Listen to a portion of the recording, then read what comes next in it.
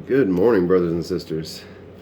This morning I'm going to continue out of Malachi that I started day before yesterday. I'm going to read chapter 2. I'm going to read from the King James Version and from the Living Bible paraphrased as well. I'm going to read the chapter out of both. I'm going to start with the King James Version. Malachi chapter 2. And now, O ye priests, this commandment is for you. If ye will not hear, and if ye will not lay it to heart, to give glory unto my name, saith the Lord of hosts, I will even send a curse upon you, and I will curse your blessings. Yea, I have cursed them already, because ye do not lay it to heart. Behold, I will corrupt your seed, and spread dung upon your faces, even the dung of your solemn feasts, and one shall take it away with it. And ye shall know that I have sent this commandment unto you, that my covenant might be with Levi, saith the Lord of hosts.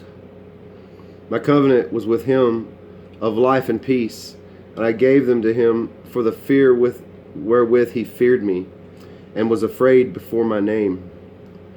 The law of truth was in his mouth, and iniquity was not found in his lips.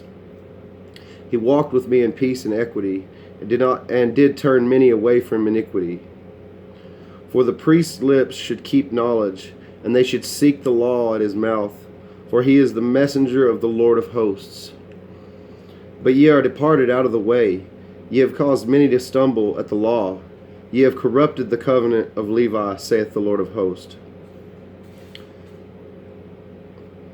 Therefore I have also made you contemptible and base before all the people, according as ye have not kept my ways, but have been partial in the law.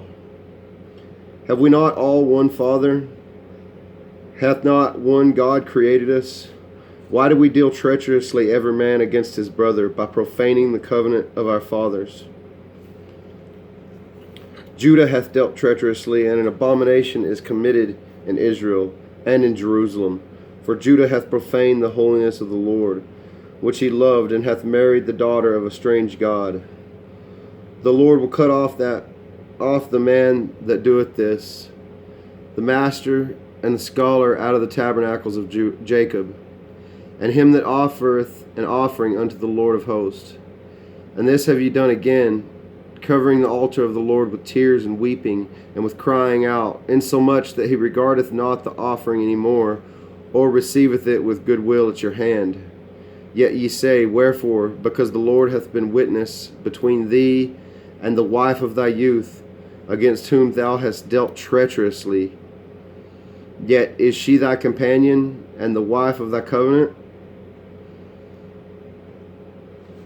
And did not he make you, yet had the residue of the Spirit, and wherefore one? Okay, and did not he make one, yet had he the residue of the Spirit, and wherefore one? That he might seek a godly seed. Therefore take heed to your spirit, and let none deal treacherously against the wife of his youth. For the Lord, the God of Israel, saith that he hateth putting away. For one covereth violence with his garment, saith the Lord of hosts. Therefore take heed to your spirit, that ye deal not treacherously. Ye have wearied the Lord with your words, yet ye say, Wherein have we wearied him? When ye say, Everyone that doeth evil is good in the sight of the Lord, and he delighteth in them, or where is the God of judgment? It's a little bit difficult to understand, but that's okay. We're going to go ahead and read it over here. Chapter 2 in the Living Bible paraphrased. Excuse me. It says, Listen, you priests, to this warning from the Lord of hosts. If you don't change your ways and give glory to my name, then I will send terrible punishment upon you. And instead of giving you blessings as I would like to, I will turn on you with curses. Indeed, I have cursed you already, because you haven't taken seriously the things that are most important to me. Take note that I will rebuke your children, and I will spread on your faces the manure of these animals you offered me, and throw you out like dung. Then at last you will know it was I who sent you this warning to return to the law I gave your father Levi, says the Lord of hosts. The purpose of these laws was to give him life and peace, and to be a means of showing his respect and awe for me by keeping them. He passed on to the people all the truth he got from me. He did not lie or cheat. He walked with me, living a good and righteous life, and turned many from their lives of sin. Priests' lips should flow with the knowledge of God, the priest's lips should flow with the knowledge of God, so the people will learn God's laws. The priests are the messengers of the Lord of hosts, and men should come to them for guidance, but not to you.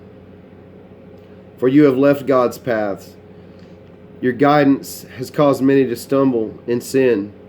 You have distorted the covenant of Levi and made it into a grotesque parody, says the Lord of hosts.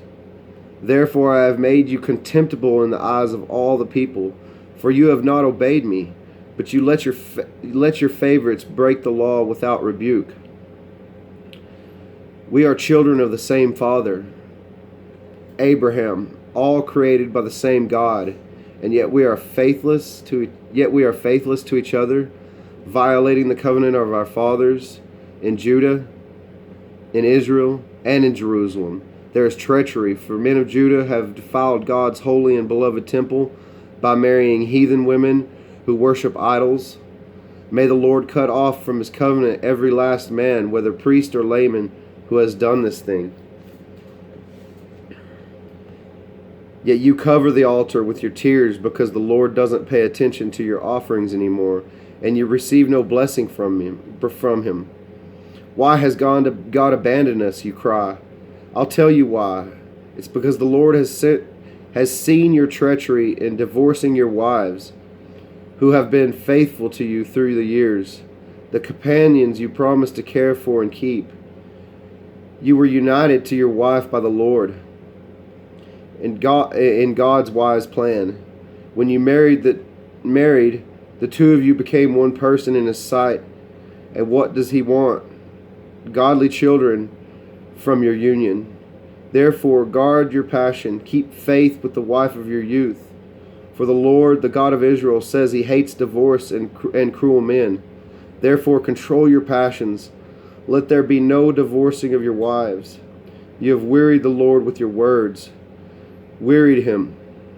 You ask in fake surprise, how have we wearied him? By saying that evil is good, that it pleases the Lord, or by saying that God won't punish us, or doesn't care, or he doesn't care. He talks a lot about divorcing the wives of your youth in here. And I'm not sure that he's truly talking about a wife, a physical flesh and blood wife. We were married to God through the covenant with him. And whenever people go and worship false idols, God considers that divorce and being with another, and going and being with another. So I think there's a lot of deeper meaning in here about the wives and divorcing the wives of your youth. So that's really all I have for today, though, brothers and sisters. I love you all. You all have a blessed, wonderful day. Stay strong in the Lord.